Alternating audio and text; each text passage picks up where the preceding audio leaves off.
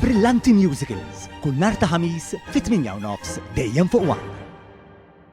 Minkejja li l-oppożizzjoni nazzjonalista spiss issostni li l-ekonomija Maltija llum hija wisq dipendenti fuq is-settur tal-kostruzzjoni, tarif li joħroġ mill-Eurostat l-Uffiċċju tal-Istatistika tal-Unjoni Ewropea juri li dan mhux il-każ, anzi dan is-settur lokali llum għandu sehem ferm iżgħar milli kellu qabel, inkluż fi żmien l-aħħar Gvern Nazzjonalista. Minn barra hekk meta mqabbel mal-bqija tal-Ewropa s-settur tal-kostruzzjoni Malti huwa wkoll relattivament żgħir fl-ambitu tiegħu.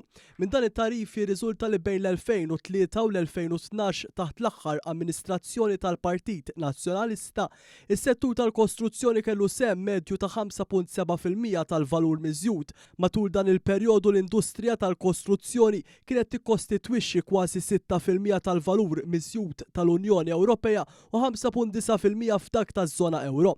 Dan jindika li l-importanza relattiva tal-kostruzzjoni fl-ekonomija ta' Malta kienet simili għal dak fil-bqija tal-Unjoni Ewropea taħt Gvern Nazzjonalista.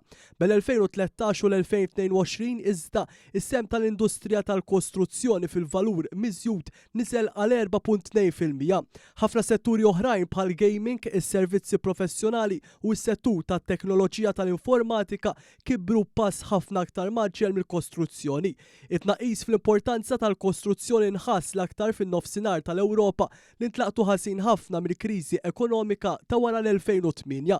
Meta mqabbel mal-medja tal-Unjoni Ewropea l-importanza tal-kostruzzjoni f'Malta hija ħafna aktar moderata, filwaqt li fid-Diċenju sal-2012 kellna sehem simili ħafna għall-medja Ewropea, issa sehem Malta huwa kważi punt perċentwali inqas minn din il-medja. L-informazzjoni tal-Eurostat tindika li waqt li l-Isvezja, l-Awstrija u d-Danimarka huma minn ta' quddiem fi kwistjonijiet ambjentali, is-settur tal-kostruzzjoni tagħhom hu relattivament akbar minn dak f'Malta.